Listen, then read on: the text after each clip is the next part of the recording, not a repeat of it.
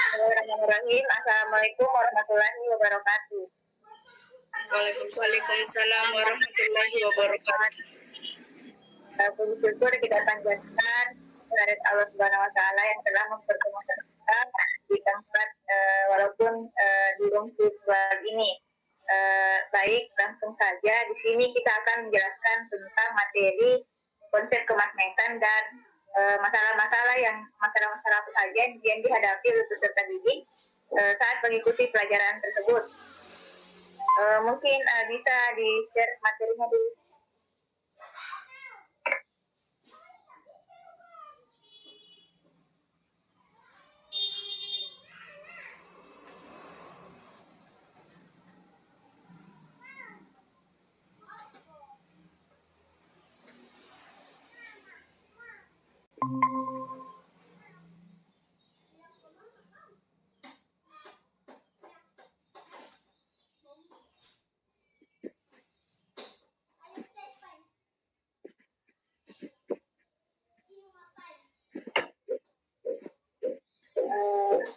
Bawa.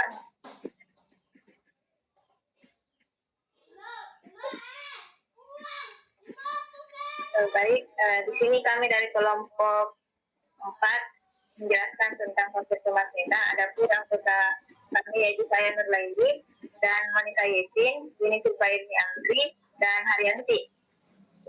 Yang pertama, kenapa kami mengangkat kalimat yang pertama itu seperti pengenalan magnet, yang dimana kita di sini menjelaskan atau bertanya kepada peserta didik apakah mereka pernah melihat hiasan-hiasan yang tertempel di kulkas.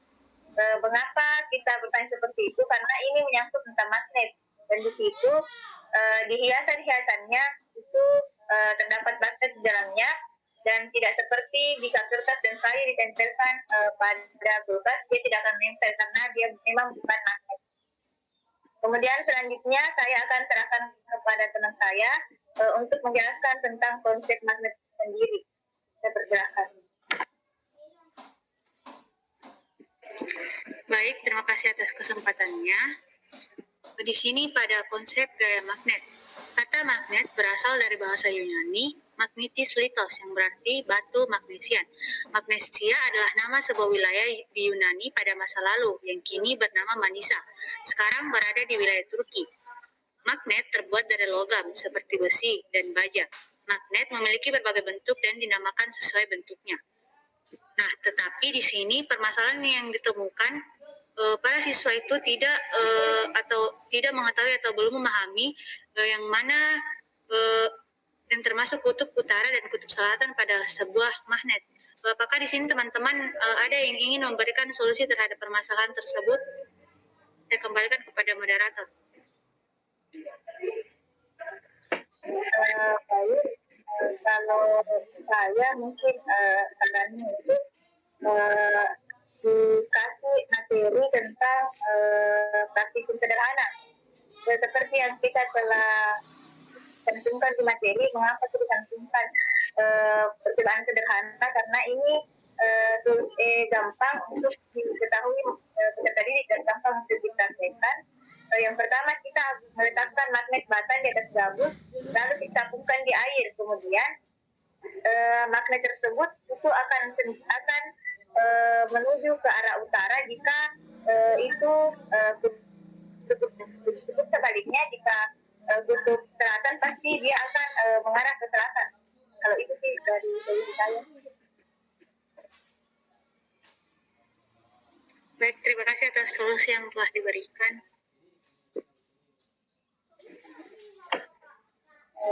Untuk bisa lanjut lagi di materi selanjutnya.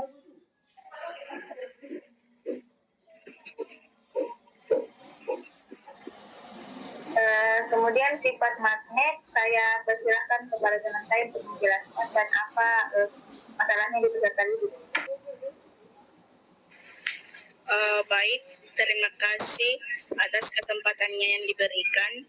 Di sini saya akan menjelaskan mengenai sifat magnet. Sifat magnet, sifat kemagnetan bahan berdasarkan sifat medan magnet atomis, bahan dibagi menjadi 3 golongan, yaitu diamagnetik, paramagnetik, dan ferromagnetik. Benda-benda logam apa saja yang ditarik oleh magnet disebut bahan magnetik, sedangkan benda yang tidak dapat ditarik oleh magnet disebut bahan non-magnetik. Nah, di sini saya akan menjelaskan klasifikasi magnet. Nah, pertama itu benda yang mengandung bahan ferromagnetik. Bahan ferromagnetik adalah bahan yang dapat ditarik kuat oleh magnet. Contohnya adalah besi, baja, kobal, dan nikel. Kemudian B, benda yang mengandung bahan paramagnetik, yaitu bahan yang dapat ditarik lemah oleh magnet. Contohnya adalah aluminium dan platina. Kemudian C, atau ketiga, benda yang mengandung bahan diamagnetik adalah bahan yang ditolak lemah oleh magnet. Contohnya adalah seng, bismut, dan natrium klorida. Terima kasih. Saya kembalikan kepada moderator. Mungkin apa permasalahannya di sini yang sifat magnetnya? Nah, di sini saya mendapatkan masalahnya kepada peserta didik, yaitu peserta didiknya belum mengetahui apa itu ferromagnetik, paramagnetik, dan diamagnetik. Terima kasih. Mungkin saya bisa kasih solusi. Jadi kalau misalnya seperti itu, di sini kan saya dikasih material tentang ini sifat-sifatnya, dan di situ dijelaskan tentang ferromagnetik itu bahan yang dapat ditarik kuat oleh magnet seperti besi, dan di sini kita akan mungkin bisa dicontohkan secara langsung atau di bawah langsung itu magnetnya, kemudian ditempelkan di paku. Jadi peserta didik bisa melihat bahwa betul di sini bendanya saling tarik menarik. Kemudian begitu pun juga dengan paramagnetik atau bahan yang dapat ditarik oleh magnet akan tetapi dia lemah. Contohnya itu aluminium dan platina. Itu juga kita akan memberikan contoh secara langsung atau kita memperlihatkan video kepada peserta didik, dan seperti diamagnetik pun demikian. Kita juga memberikan contoh, di situ akan terlihat ditolak juga sama magnet agak secara perlahan. Kita dengan memperlihatkan aslinya dengan magnet dengan aluminium atau seng, tapi bisa juga diperlihatkan dengan video. Itu saja.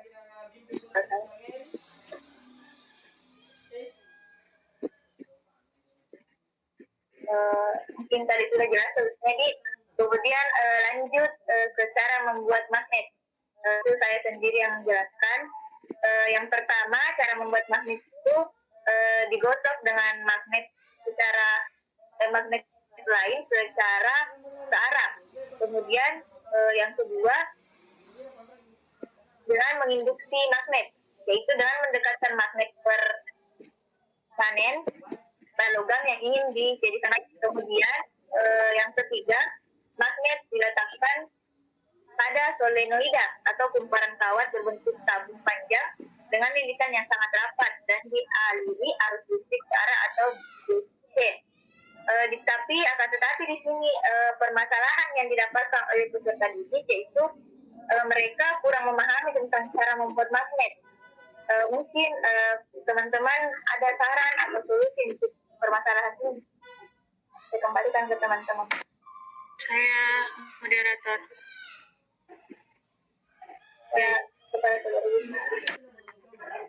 Ya, jadi solusi atau saran yang bisa saya tawarkan terhadap permasalahan tersebut, yaitu di sini kita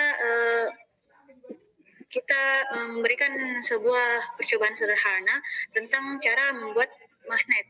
Misalnya saja sebuah penggaris besi yang kita gosokkan pada rambut, kemudian diletakkan pada kertas yang sudah digunting-gunting kecil. Nah, jadi itu salah satu contoh percobaan sederhana dalam pembuatan magnet. Saya kembalikan kepada moderator. Baik, terima kasih atas solusinya. Mungkin langsung ke materi selanjutnya tentang penerapan elektromagnet dalam kehidupan sehari-hari. Yang saya persilahkan kepada teman saya untuk menjelaskan apa masalahnya di tadi. Baik, materi selanjutnya yaitu penerapan elektromagnetik dalam kehidupan sehari-hari. Gejala elektromagnetik sering digunakan masyarakat dalam kehidupan sehari-hari. Beberapa penerapan elektromagnetik tersebut dapat ditemui pada bel listrik, saklar listrik, dan telepon kabel dan lain sebagainya. Jika pada sekitarmu tidak terdapat benda-benda tersebut, kita dapat melihatnya dari bel listrik, saklar, dan telepon kabel. Tapi permasalahannya, banyak siswa yang tidak mengetahui bagaimana peranan elektromagnetik dalam kehidupan sehari-hari. Mungkin kepada teman-teman ada yang memberikan saran? Jadi tadi masalahnya banyak yang peserta didik yang belum mengetahui penerapannya. Mungkin teman-teman ada yang ingin memberikan solusinya tentang masalah ini. Ya, tapi moderator. Ya, silahkan. Ya, nah di sini peserta didik belum mengetahui penerapannya atau penggunaannya di jadi di sini pada saklar berfungsi untuk memutuskan dan menghubungkan arus listrik pada rangkaian listrik. Lilitan kawat akan berfungsi sebagai elektromagnet yang menarik ujung besi ke bawah. Setelah besi tertarik ke bawah, ujung besi lainnya akan menyimpang ke kanan dan mendorong tangkai ke kiri sehingga tangkai kiri dan kanan akan saling bersentuhan untuk mengalirkan arus listrik. Ketika arus listrik mengalir, maka beban lampu atau alat elektronik lainnya akan menyala. Mungkin begitu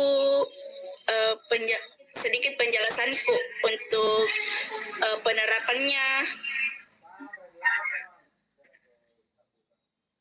Sekian, terima kasih.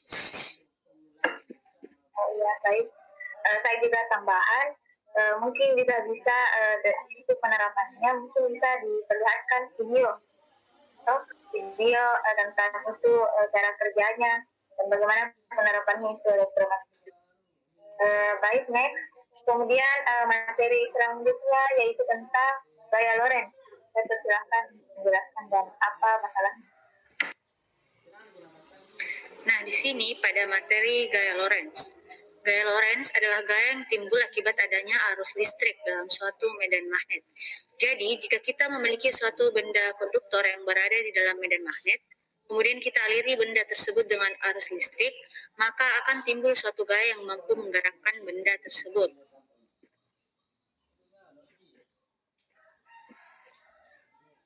Dapat kita lihat pada percobaan tersebut, terdapat sebuah benda konduktor berupa kawat yang diletakkan di antara dua buah magnet. Kemudian, magnet ini memiliki kutub yang berbeda, yaitu kutub selatan dan kutub utara. Kemudian, kawat tersebut dialiri dengan arus listrik. Tanda panah merah menunjukkan arah medan magnet, sedangkan garis kuning menunjukkan arah arus listrik yang mengalir pada kawat. Coba kita perhatikan baik-baik apa yang terjadi pada kawat. Nah, pada kawat tersebut ternyata membengkok ke atas. Hal ini terjadi akibat adanya gaya Lorentz yang timbul. Nah, tetapi pada permasalahan gaya Lorentz di sini timbul suatu pertanyaan atau di sini peserta didik ini masih kurang dalam memahami perhitungan gaya Lorentz dan dalam penggunaan kaidah tangan kanan. Apakah di sini teman-teman ada yang ingin memberikan solusi atau saran terhadap permasalahan tersebut? Saya kembalikan kepada moderator. Jadi masalah itu tentang hitungannya dengan kaidah tangan kanan. Jadi mungkin teman-teman ada yang bisa carikan solusi atas permasalahan ini. Ada saya moderator. Baik. Kaidah penerapan kaidah tangan kanan kita bisa langsung melakukan dengan menggunakan tangan kita sendiri. Contohnya pada jari jempol kita yaitu yang menandakan F atau yang simbolnya yaitu gaya Lorentz. Kemudian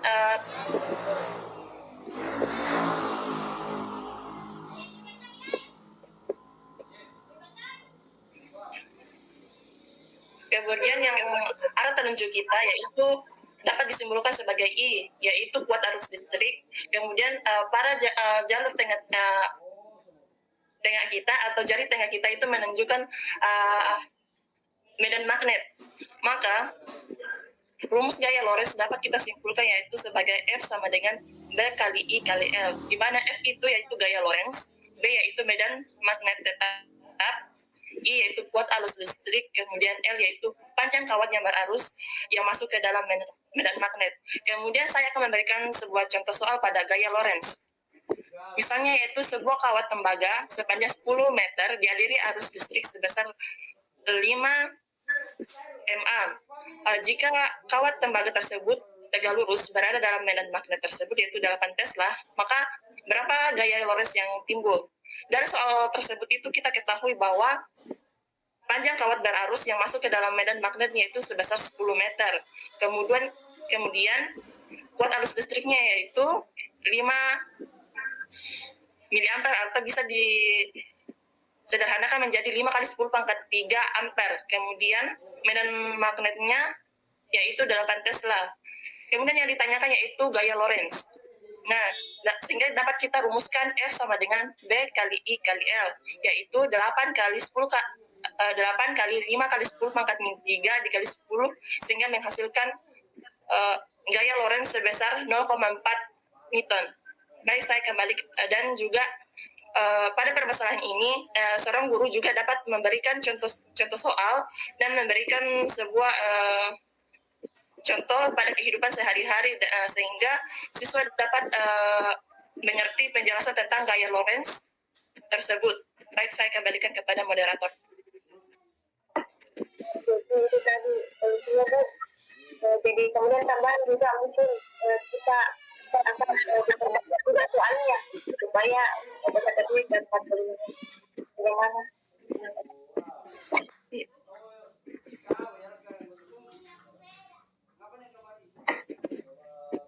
Jadi itulah tadi beberapa permasalahan dari materi konsep kemagnetan kami. Jadi dapat disimpulkan di sini permasalahannya itu yang pertama, peserta didik masih kurang memahami tentang sifat interaksi peserta terhadap magnet. Kemudian yang kedua, peserta didik masih kurang mampu memahami tentang contoh benda yang bersifat ferromagnetik dan ferromagnetik. Kemudian juga tentang sifat paramagnetik dan diamagnetik. Kemudian yang keempat, peserta didik masih kurang memahami tentang cara membuat magnet. Kemudian yang kelima, peserta didik kurang memahami konsep kemagnetan dalam kehidupan. Dan yang terakhir, peserta didik kurang memahami perhitungan gaya Lorentz dan menggunakan kaidah tangan kanan. Akan tetapi semua permasalahan ini kami sudah memberikan solusinya. Jadi coba next ke bawah.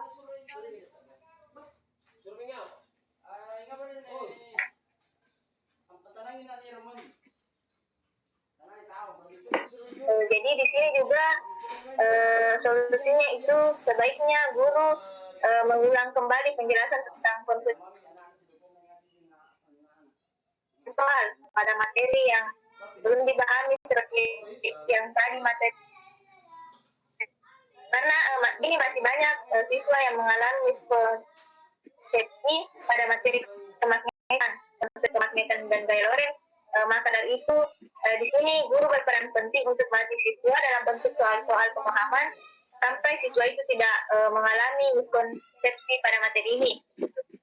Kemudian juga bisa menghubungkan persepsi baru dengan sesuatu yang akrab bagi peserta didik. Seperti tadi juga yang dalam kehidupan sehari-hari seperti listrik, telepon, dan juga bisa melalui eksperimen. Jadi mungkin itu saja materi dari kelompok kami. Dan kurangnya mohon dimaafkan. Terima kasih kepada teman-teman yang Waalaikumsalam warahmatullahi wabarakatuh. Waalaikumsalam warahmatullahi Waalaikumsalam warahmatullahi wabarakatuh.